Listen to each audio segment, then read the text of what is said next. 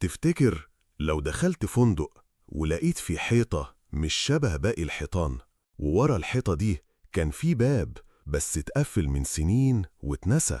الناس اللي قربوا من المكان ده إما اختفوا أو ما خرجوش زي ما دخلوا.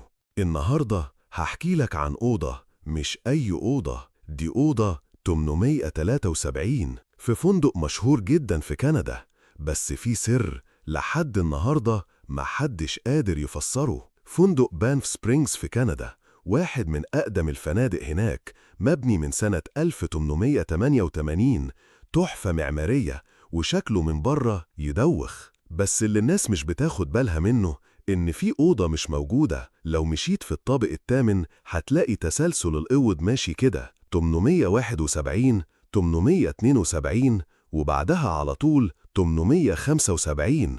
طب فين 873؟ مش موجودة، ومكانها في حيطة شكلها غريب مش زي باقي الحيطان. اللي اتقال في كتب قديمة ومقالات صحفية إن من سنين في عيلة كانت ساكنة في أوضة 873، وفي ليلة من الليالي الأب فقد السيطرة وقتل مراته وبنته وبعدها انتحر. من ساعتها الناس اللي سكنت في الأوضة كانت بتسمع صوت صراخ في نص الليل، بتشوف خيالات في المراية، وفي ناس قالت إنهم صحيوا من النوم ولقوا كلام مكتوب على الحيطة، ومفيش أي حد كان موجود غيرهم. بعد تكرار الحوادث والإدارة ما بقتش عارفة ترد على الشكاوى، قرروا يقفلوا الأوضة. بس مش بس يقفلوها، بانوا حيطة تخبي الباب بالكامل، كأن الأوضة عمرها ما كانت موجودة. سنة 1992 كان في عامل نظافة جديد اسمه مايكل، كان دايما بيسأل عن أوضة 873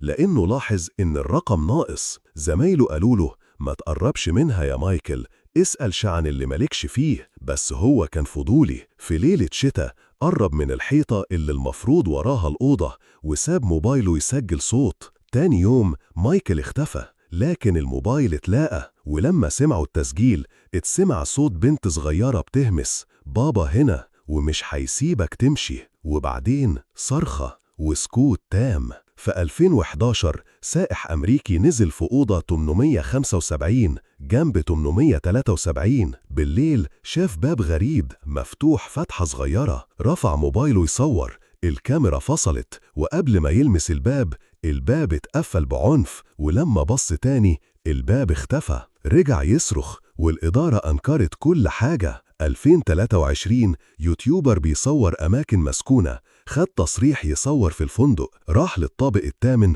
وبدأ يحفر في الحيطة اللي الناس بتتكلم عنها. بعد ساعة لقوا فراغ ورا الطوب، كان فيه فعلا أوضة مهجورة. اللايف قطع فجأة، الكاميرا جابت وش طفلة بصة للكاميرا من جوه الأوضة. بعدها الفيديو اختفى من على الإنترنت، واليوتيوبر كتب أنا غلطت، في حاجات كان لازم تفضل مقفولة، ومن ساعتها اختفى.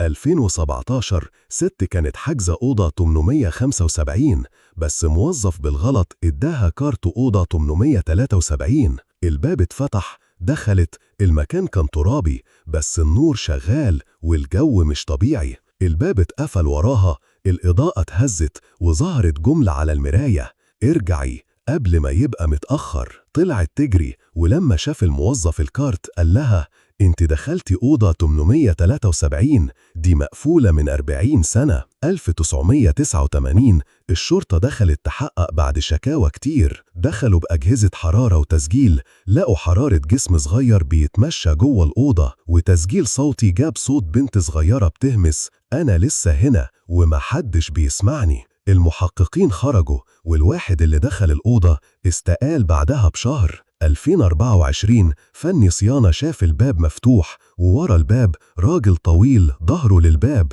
لابس لبس قديم. الراجل ما اتحركش، ولما الفني قرب الباب اتقفل فجأة واختفى. الناس اللي اشتغلت هناك بيقولوا إن كل كام سنة حد بيظهر ويسأل فين أوضة 873، بس مش دايما بيكون ضيف، في ناس بتظهر ومش موجودة في سجلات الفندق أصلا. الحيطة لسه هناك والأوضة وراها ساكتة، بس السؤال مش إيه اللي حصل، السؤال هو ليه الأوضة لسه موجودة، وليه في حاجة مستنية.